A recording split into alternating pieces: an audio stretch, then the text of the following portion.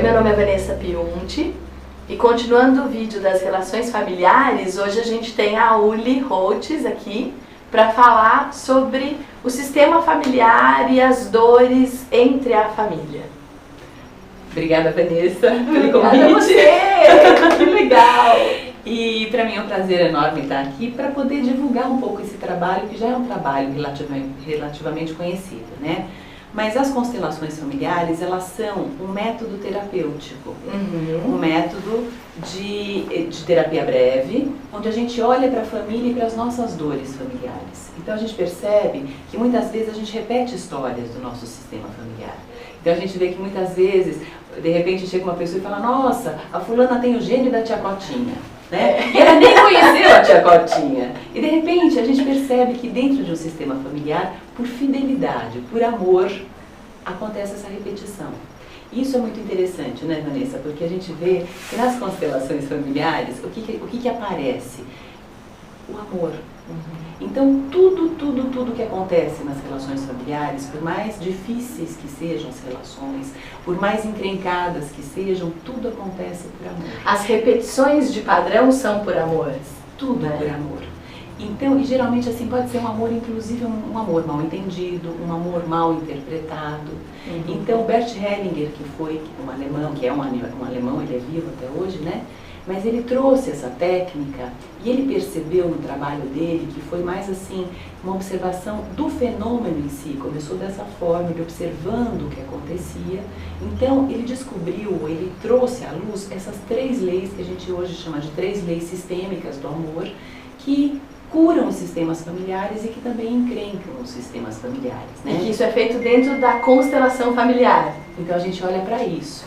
Então essas são 3 leis. A primeira lei é que todo mundo tem direito a pertencer ao seu sistema familiar, independente do que alguém ou do que o meio julgue ser bom ou não. Então, as exclusões dentro do sistema familiar trazem muitas encrencas.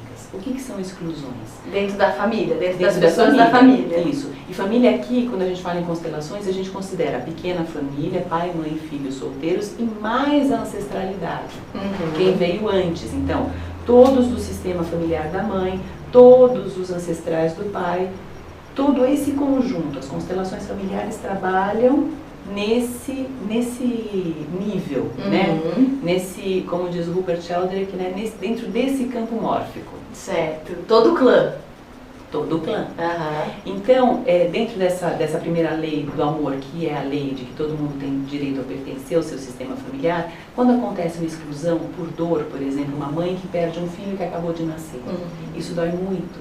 Então, muitas vezes ela coloca isso embaixo do tapete, não se fala mais no assunto, ela engravida logo em seguida, tem uma outra criança, se for do mesmo sexo, às vezes coloca até o mesmo nome, e aí o primeiro se confunde com o segundo. Como se fosse para suprir aquela dor. Exatamente. E muitas vezes essa pessoa que veio depois e que carrega toda essa dor em si mesma, muitas vezes ela não se sente no direito de ficar plenamente na vida quando o irmão dela perdeu a vida antes. Em amor ao irmão que foi, ela não consegue ocupar o lugar dela. E por amor àquela mãe, àquela dor, é como se ela se colocasse no lugar daquele primeiro, só que ela não é o primeiro.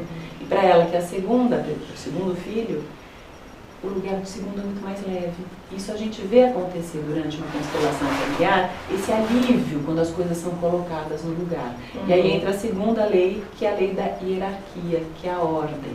Então, onde quem veio primeiro, quem chegou primeiro no sistema familiar, tem precedência sobre quem chegou depois.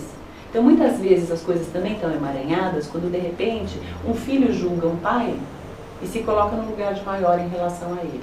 E põe o pai numa camada de baixo, assim, como se tivesse que servir a ele. Ele. É como se o filho fosse o pai. Inversão o pai dos do papéis. pai. E aí, o que acontece? O amor, a vida, ela flui do grande para o pequeno, e não ao contrário.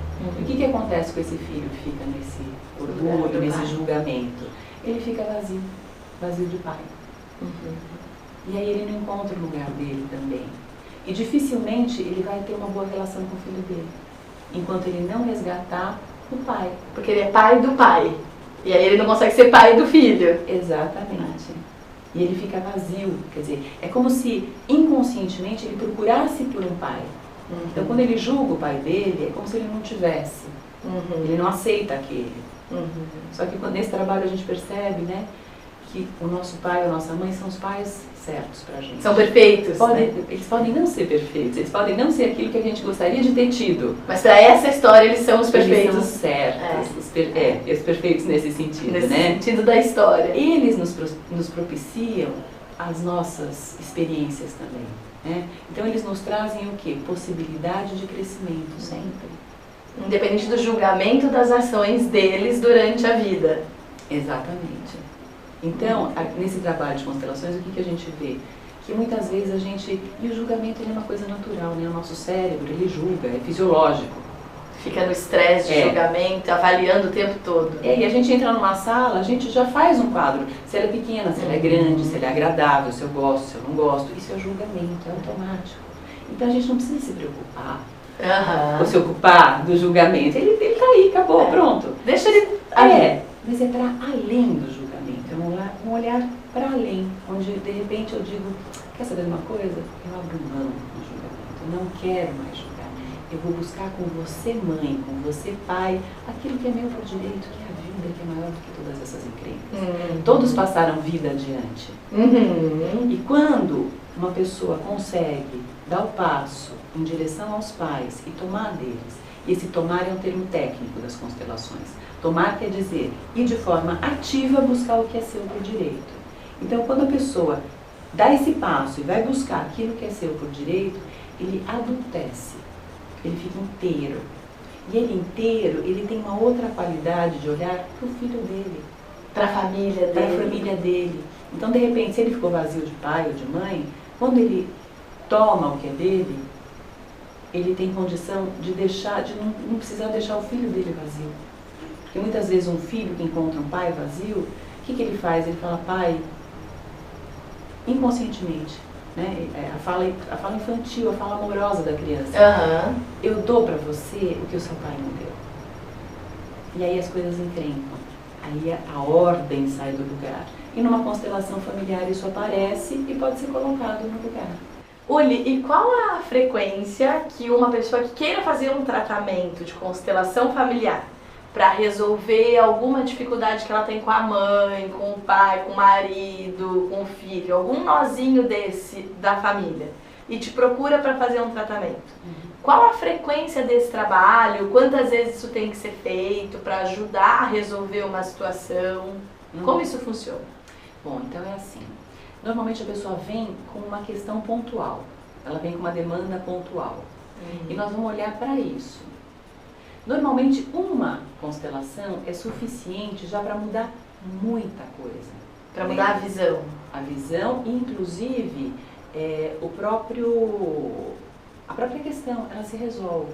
A sensação que a gente tem quando faz uma constelação é que passou assim um trator de esteira em cima da gente. Parece que a gente trabalhou muito. Às vezes a gente até fica fisicamente cansado. Mas ao mesmo tempo vem uma sensação de alívio, uma leveza, é como se tirassem com a mão o peso que estava nos ombros. É uma coisa assim impressionante. O peso que carrega da família. O peso que carrega referente àquela questão trazida. Né? Então a pessoa já sente um alívio imediato. Só que o trabalho com a constelação é assim. Você imagina que você tem uma pedra que você joga num lago parado. E ela faz uma onda.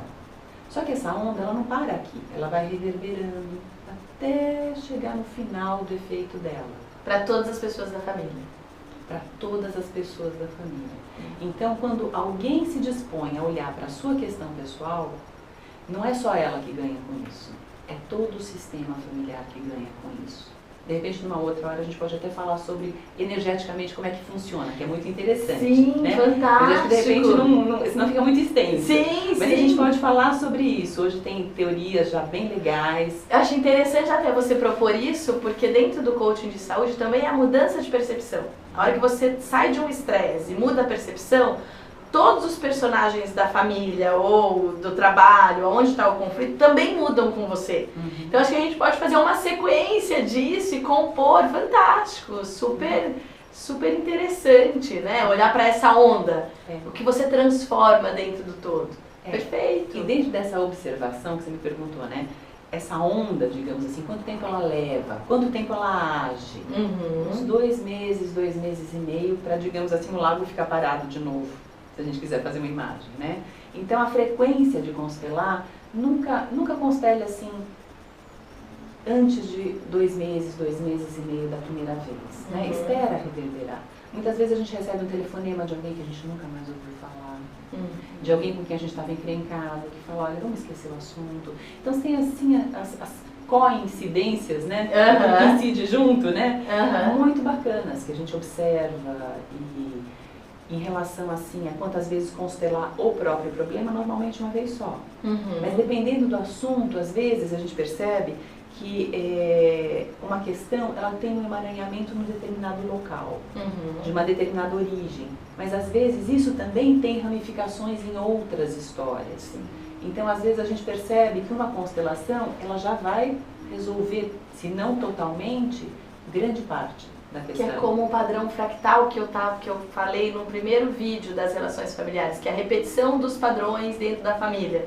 Então, a hora que você tem um emaranhado, você fala e aquilo vai entrando em vários padrões, em vários segmentos, e ajuda a ajustar o fluxo do amor. É isso. Fantástico. E isso que é legal, porque o amor, a gente vê que depois, esses nós, o que eles são? Eles são emaranhamentos nós onde o amor não está fluindo. E a hora que a gente traz à luz aquela questão, e olha com olhos de amor para isso e vê, puxa vida, é só isso. E cada um aqui teve a sua justa razão para aquilo acontecer do jeito que foi, porque aconteceu o melhor possível. Cada um deu o melhor que podia, né? Exatamente, dentro do seu grau de consciência, dentro daquele momento, daquela circunstância.